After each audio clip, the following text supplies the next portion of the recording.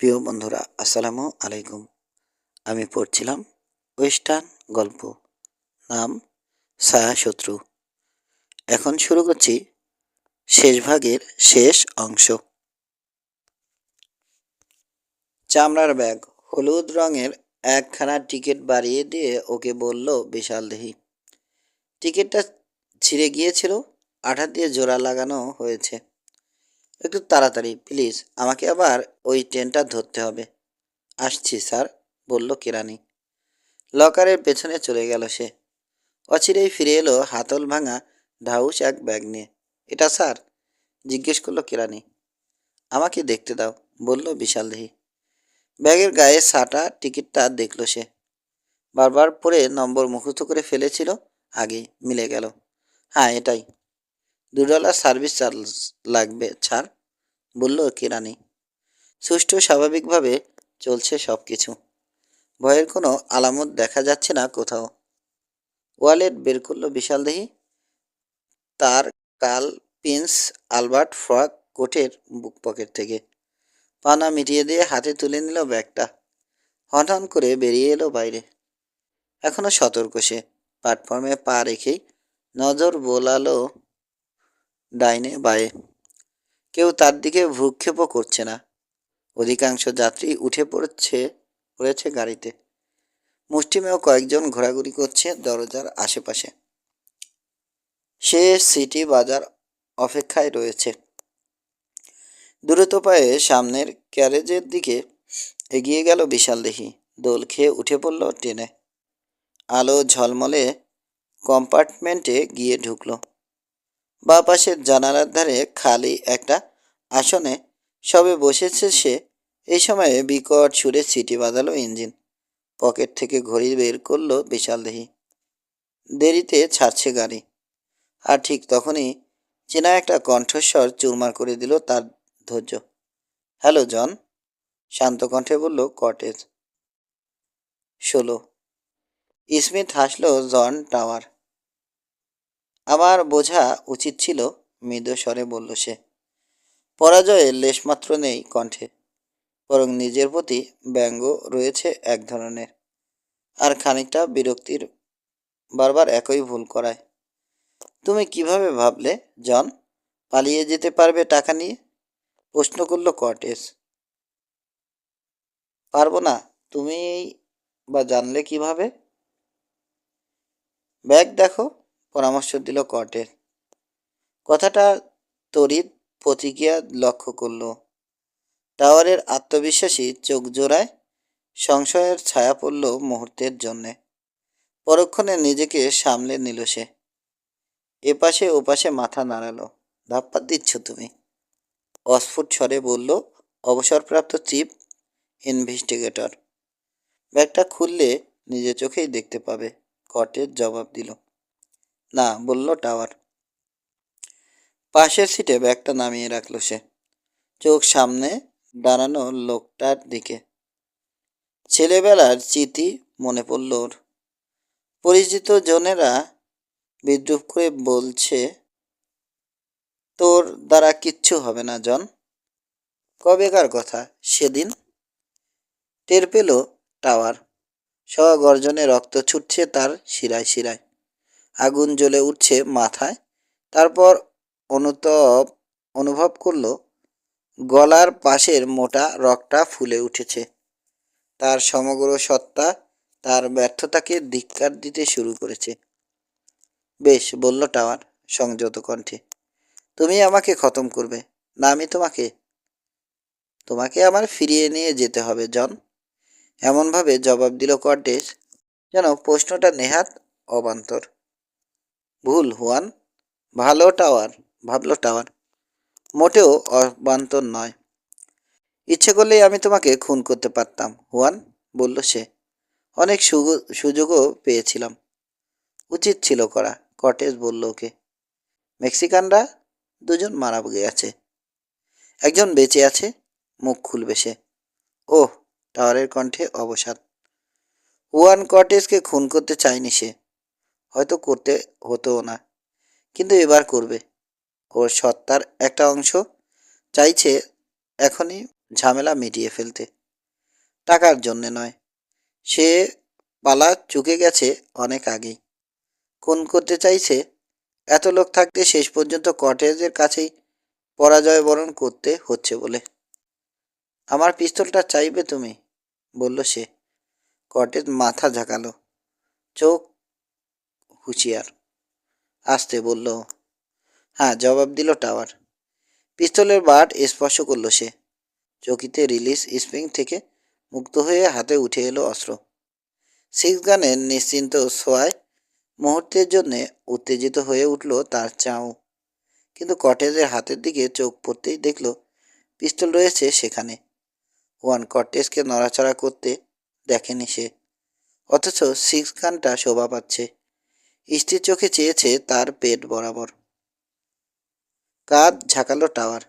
Pocket পিস্তলখানা হস্তান্তর করার সময়ে হাসতে চেষ্টা করল জোর করে।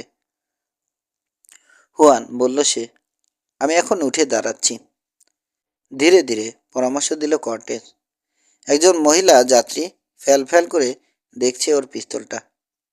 আমার কথা শোনো হুয়ান, বলল টাওয়ার। আমি উঠব এবং নেমে যাব এই ট্রেন থেকে।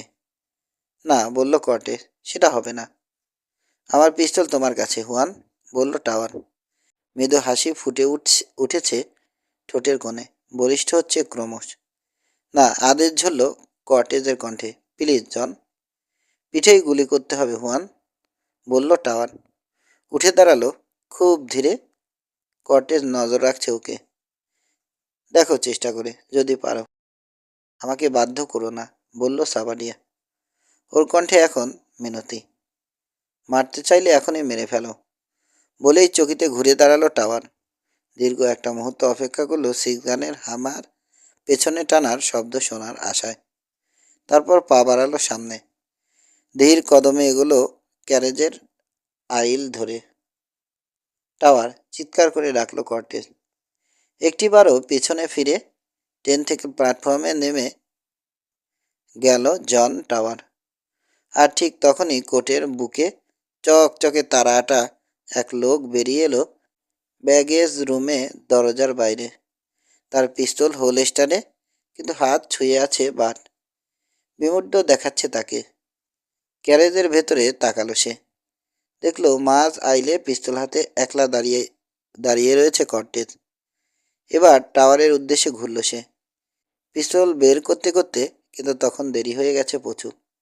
বিকট শব্দে গর্জে উঠল টাওয়ারের স্লিপ হোলস্টার থেকে বের করা ছোট্ট ডেলিঞ্জারটা। উজ্জ্বল হলুদ স্ফুলিঙ্গ ঝরালো নাক বোছা ব্যারেল। দরাম করে ব্যাগেজ রুমের দরজার উপর আছড়ে পড়ল শেরিফ। ব্যাট উইং ডোরের কাজ ভেঙে হুড়মুড় করে ঢুকে গেল ভেতরে। খ্যাপাটে চিৎকার জুড়ে দিল এক মহিলা। ব্যাগেজ রুমের কিরানি পিস্তল হাতে বেরিয়ে এলো বাইরে। পাগলের মতো তাকালো ডাইনে বায়ে।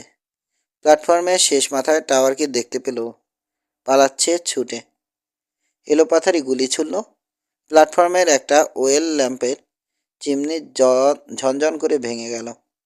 ব্যাগেজ রুমের মেঝে চাপ চাপ রক্তের মাঝে পড়ে তিনি তাদের শেরিফ তখন মৃত্যুর প্রহর গুনছে। কিরানি, ওর ছেলে এবং ডেপুটি। টাওয়ারের পিছু নিল সে। ট্রেন থেকে লাফিয়ে নেমে পড়ল কর্টেজ। ক্যারেজের ভেতর হুলস্থুল চলছে। জানালার কাচ নামিয়ে সবাই দেখতে চেষ্টা করছে কি ঘটছে।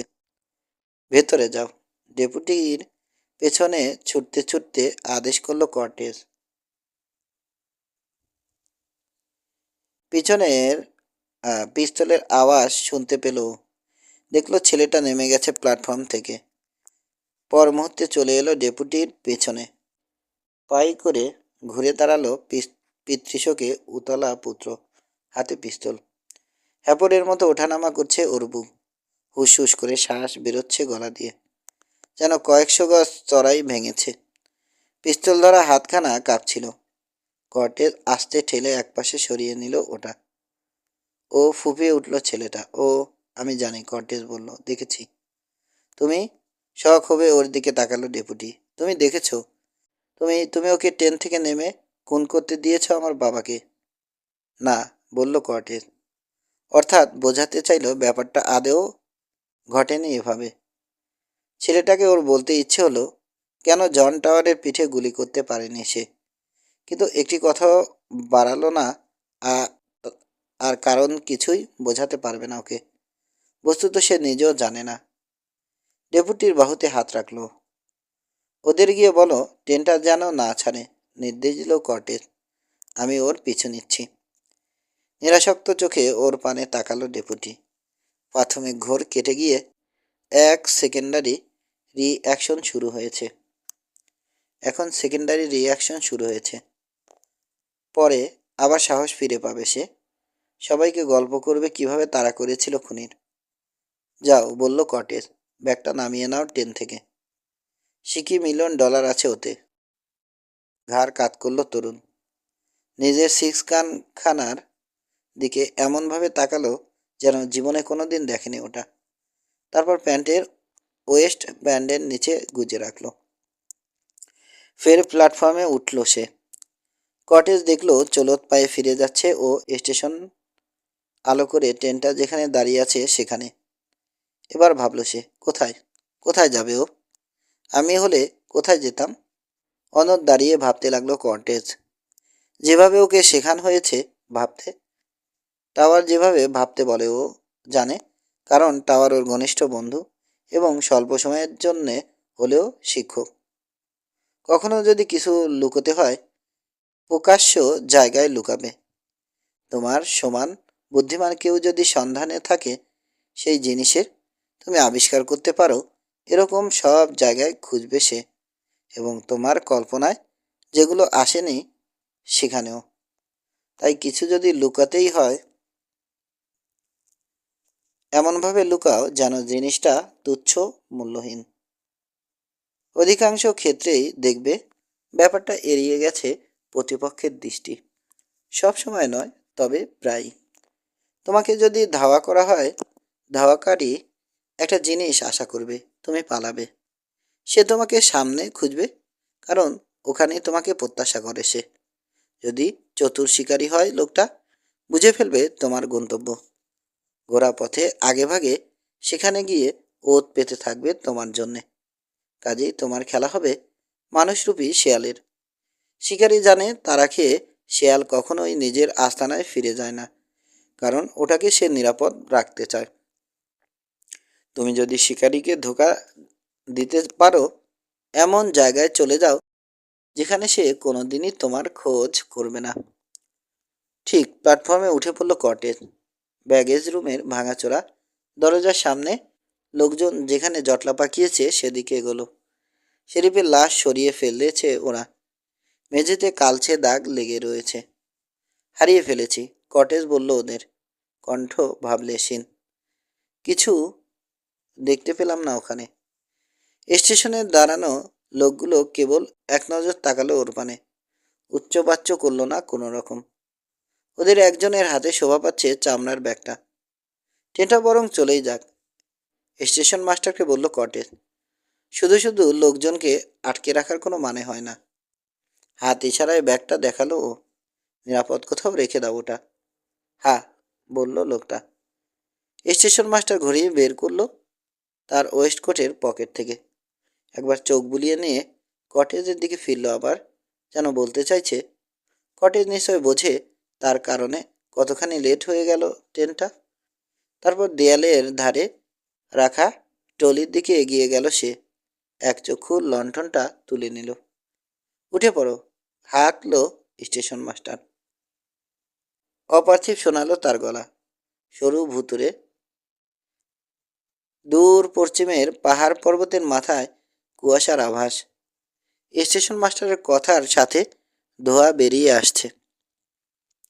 ট্রেনের শেষ প্রান্তে ক্যাবুজ থেকে নেমে লণ্ঠন নামিয়ে কন্ডাক্টর জবাব দিল স্টেশন মাস্টারের সংকেতে।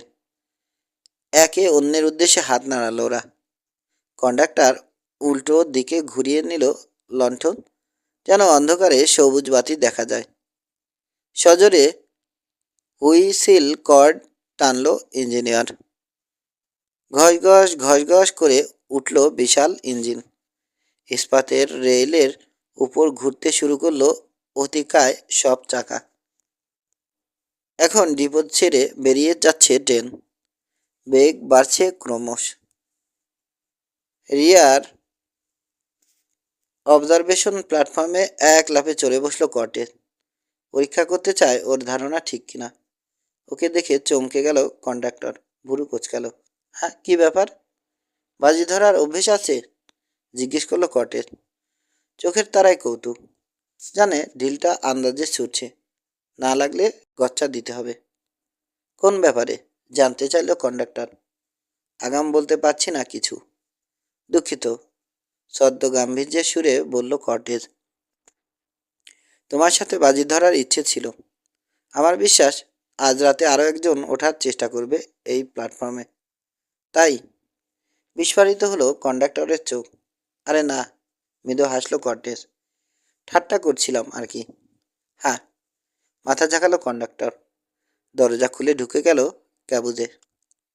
শহরের উত্তর সীমানার দিকে মসৃণ গতিতে এগিয়ে চলল ট্রেন। কর্টেজ প্রতীক্ষায় রইল। 17। বেশ বেশ, আপন মনে বলল কর্টেজ। শ 5 গজ এসেছে ওরা। এমন সময়ে কমে এলো ট্রেনের গতি। কল্পনায় তিনিদাদের মানচিত্র স্মরণে স্মরণের প্রয়াস পেল। অপেরা হাউসকে বাইরে রেখে এঁকে বেঁকে চলে গেছে দীর্ঘ রাস্তা। শহরের দক্ষিণ প্রান্তে আছে তীক্ষ্ণ বাঘ। ভাবখানা আগেভাগে হুঁশিয়ার করতে চাইছে সবাইকে। সামনে রেটন পাস, সাপের মতো আঁকাবাঁকা। উত্তর রেল রাস্তার উপর কি সেতু আছে কোনো? আছে, মনে পড়ল ওর। পিকেট ওয়ার ভ্যালি থেকে একটা ট্রেইল এসে মিলিত হয়েছে ওই কাঠের সেতুতে। আর এর ডানে সুইচ বক্স। ডেনভারের ট্রেনকে বাঁয়ে আর লা হন্ডার ট্রেনকে ডানে ঘুরিয়ে দেয়। এখন হাঁটার গতিতে এগোচ্ছে ওরা। শহরের পশ্চিম প্রান্তে চলে এসেছে। সাবধানে গলা বাড়াতে অদূরে ট্রেনের মাথার উপরে সেতুটা চোখে পড়ল কটেজের। রাতের অন্ধকারের চাইতেও নিশ্চিদ্র কালো। ব্রেক টেনে ট্রেন প্রায় দাঁড় করিয়ে ফেলল ইঞ্জিনিয়ার। তারপর যখন বুঝলো লাইন বদল করেছে চাকা, থটল খুলে দিল আবার। ঝাঁকি খেয়ে আগে বাড়ল ট্রেন।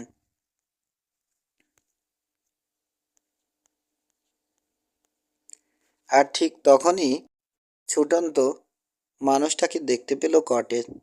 বুঝলো ওর অনুমান মিথ্যে হয়নি। সেতুর একটা খুঁটির আড়াল থেকে বেরিয়ে এসেছে টাওয়ার। একের পর এক লাইন টপকে দৌড়ে আসছে ট্রেনের মাঝ বরাবর। ওর কোরানটা এখন পরিষ্কার চোখে পড়ছে। মুহূর্তের জন্যে বেদনায় টনটন করে উঠল কর্টেজের বুক। করুণা বোধ করল পলায়ন পর লোকটার প্রতি। তারপর ওর নাম ধরে ডাকল সে। সিগন্যাল বক্সের শেষ প্রান্তে খোলা জায়গায় আচমকা থমকে দাঁড়ালো জন টাওয়ার। ল্যাম্প পোস্টের আলোয় ছবির মতো স্পষ্ট। কটেজ লাফিয়ে মাটিতে নামতেই ওকে দেখতে পেল টাওয়ার। ক্রুব্ধ একটা চিৎকার দিয়ে তেড়ে এলো ওর দিকে। পিস্তল উঁচিয়ে আগে বাড়ল কটেজ। মনে প্রাণে চাইছে টাওয়ার যেন পালিয়ে যায়, কিন্তু টাওয়ার পালালো না। চরম হতাশায় ওর মাঝে তখন খুনের নেশা জেগে উঠেছে। অন্ধ আক্রোশে ভুলে গেছে সমস্ত ট্রেনিং। কেবল একটা চিন্তাই কাজ করছে মাথায়। সামনের ওই লোকটাকে খুন করতে হবে। মাথা নিচু করে খ্যাপা ষাঁড়ের মতো কর্টেজের উদ্দেশ্যে ধেয়ে এলো সে। পিস্তল হাতে অপেক্ষা করতে লাগলো কর্টেজ। পায়ের পাতার উপর দাঁড়িয়ে বিশ্বাস হতে চাইছে না টাওয়ার এরকম বোকামি করতে পারে। কমে আসছে উভয়ের ব্যবধান। সিক্সগানের হ্যামার পেছনে টেনে ধরল কর্টেজ। হঠাৎ একদিকে ঝাঁপ দিল টাওয়ার। শূন্যে গোটা কয়েক ডিগবাজি খেয়ে আত্মগোপন করল রেল লাইনের বিছাবার উদ্দেশ্যে রাখা পাথর স্তূপের পেছনে, এবং একই সময়ে আগুন ঝরালো ওর ডেরিঞ্জার। ব্যাপারটা এতই আচমকা ঘটে গেল যে মুহূর্তের জন্যে চোখে ধাঁধা দেখলো কটেজ। ছোট্ট পকেট পিস্তল, রেঞ্জ বেশি হলে 2-3 গজ, তাই এ যাত্রা বেঁচে গেল ও। এবার উবু হয়ে ছুটল কটেজ, হাতে পিস্তল তৈরি, সমস্ত দ্বিধাদ্বন্দ্ব ঝেড়ে ফেলেছে।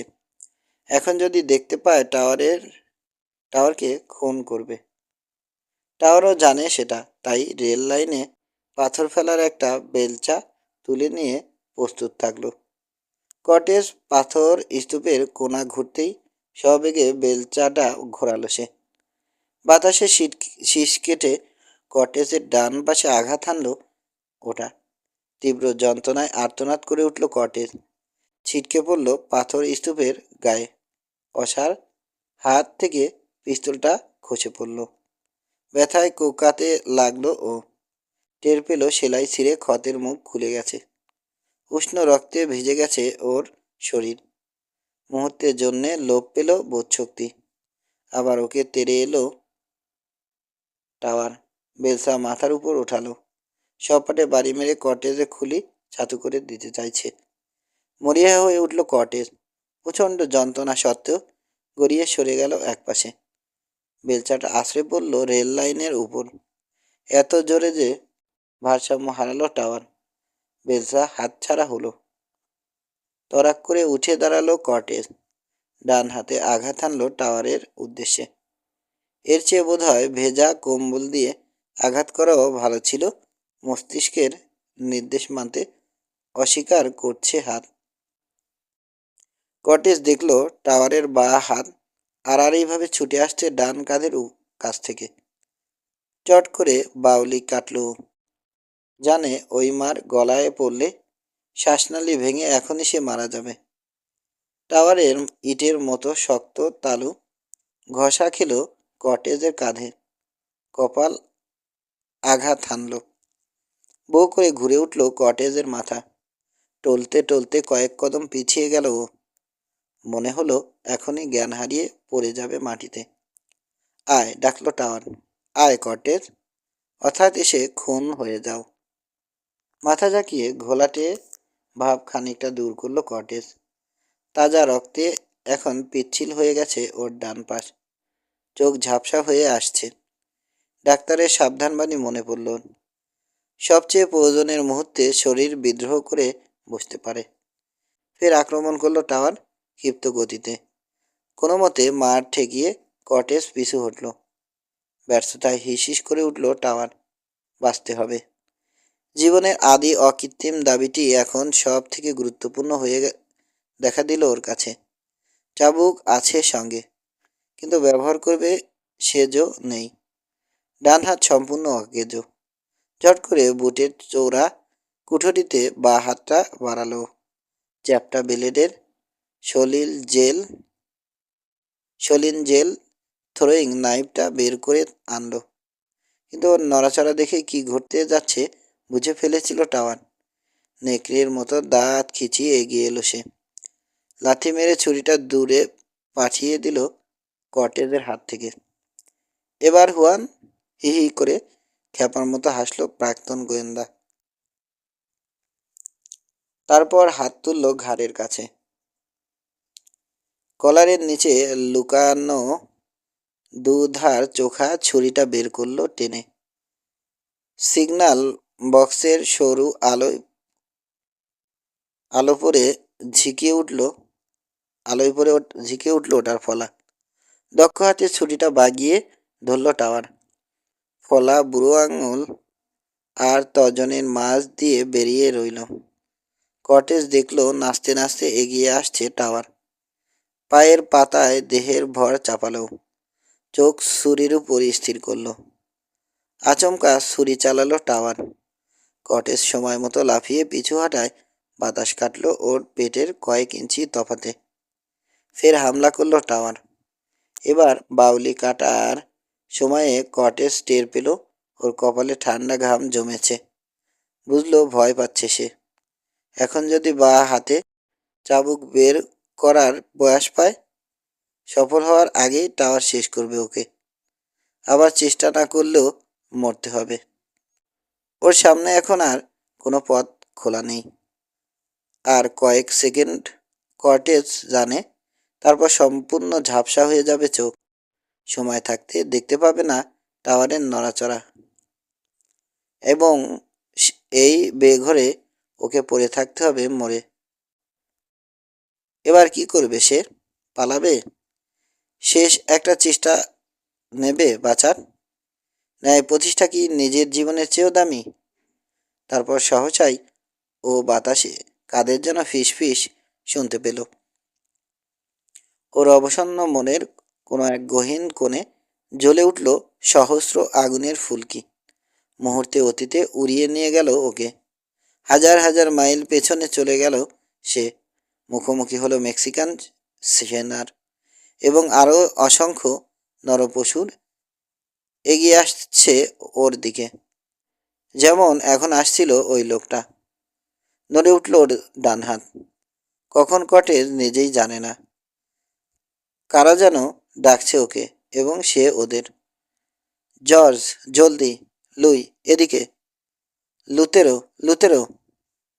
টাওয়ার কেবল চোখের কোণে আলোর ঝিলিক দেখতে পেল একটু। ছুরি সমেত মাথার উপর হাত ওঠালো। পরক্ষণে মৌমাছির হুল ফোটানোর মতো তীব্র জ্বালা অনুভব করলো গলায়। ছুরি মারল ছুরিটা। টাওয়ার অনুভব করলো ওর গলার জ্বলুনি ক্রমেই বাড়ছে। এই অসময়ে মরুদেশে মৌমাছি। বিস্ময় বোধ করলো। তারপর সামনে দাঁড়ানো লোকটাকে দেখতে পেল সে। রক্তে শার্ট ভেজা। আবার হাত ঘুরিয়েছে ও। টাওয়ারকে ফের হুল ফোটালো মৌমাছি। অবাক কাণ্ড! উফ! চেঁচিয়ে উঠল জন টাওয়ার। আবছায়া দেখল কর্টেজ। স্লো মোশনে টলছে একটা কবন্দ। হাঁটু ভাঁজ হয়ে যাচ্ছে ধীরে ধীরে। এমনভাবে লুটিয়ে পড়ছে যেন তলিয়ে যাচ্ছে অথই পানিতে। আর টাওয়ার মারা যাওয়ার সময় জানতেও পেল না পরিষ্কার দ্বিখণ্ডিত হয়েছে ওর গলা। 18। এখনো বিশ্বাস হতে চাইছে না আমার, বললেন অ্যাটর্নি জেনারেল। স্বাভাবিক স্যার, সমর্থন করল হুয়ান কর্টেজ ওরফে সাবাডিয়া। এখন আবার পুরোপুরি সুস্থ সে। আগামীকাল হাসপাতালে যাবে সেলাই কাটাতে। ও ভাবল কিভাবে যে পার পেয়ে যাবে। নিজেকেই যেন প্রশ্নটা করলেন ডেস্কের পেছনে বসা বৃদ্ধ ভদ্রলোক। তার কণ্ঠে বেদনা। সেটা আমিও জিজ্ঞেস করেছিলাম স্যার, বলল কর্টেজ। ও কোনো জবাব দেয়নি। কিন্তু কেন এই কাজ করলো? অস্ফুটে বললেন অ্যাটর্নি জেনারেল। কেন? উত্তরটা বোধহয় আমি জানি স্যার, বলল কর্টেজ। জন টাওয়ার অত্যন্ত দক্ষ লোক ছিল। অবসর দেওয়ার ব্যাপারটা সে মেনে নিতে পারেনি। টাওয়ার জানত এই পঙ্গু শরীরেও সে যে কোনো সুস্থ সবল লোকের মোকাবেলা করতে পারে এবং আমি নিজেই তার সাক্ষী। কিন্তু মেডিকেল রিপোর্ট আর যাই হোক, একজন মানুষের অহংকারকে সারিয়ে তুলতে পারে না স্যার, শান্ত গলায় জবাব দিল কর্টেজ। টাওয়ারের অহংকারের ঘা লেগেছিল। তাই যখন বুঝলো অতি সহজেই সে $1 মিলিয়ন লুট করতে পারে, তখন সবাইকে শিক্ষা দেওয়ার জন্যে ক্ষোভের বশে বাঁকা পথটাই বেছে নিয়েছিল। ম্লান ছুড়ে বললেন অ্যাটর্নি জেনারেল। তারপর জিজ্ঞেস করলেন, সেলাই কাটছে কবে? কাল স্যার, জবাব দিল কর্টেজ। ভালো। আবার কাজে যোগ দেওয়ার আগে নিশ্চয় 2-4 দিন বিশ্রাম নিতে চাও? আপনি যদি হুকুম করেন স্যার। নিশ্চয় নিশ্চয়। তা কিভাবে কাটাবে ছুটিটা ভেবেছ কিছু? তম্বে চিরি নরিনের মুখ ভেসে উঠল কর্টেজের মানসপটে। মৃদুকণ্ঠে জবাব দিল, জি স্যার, ভেবেছি। সমাপ্ত।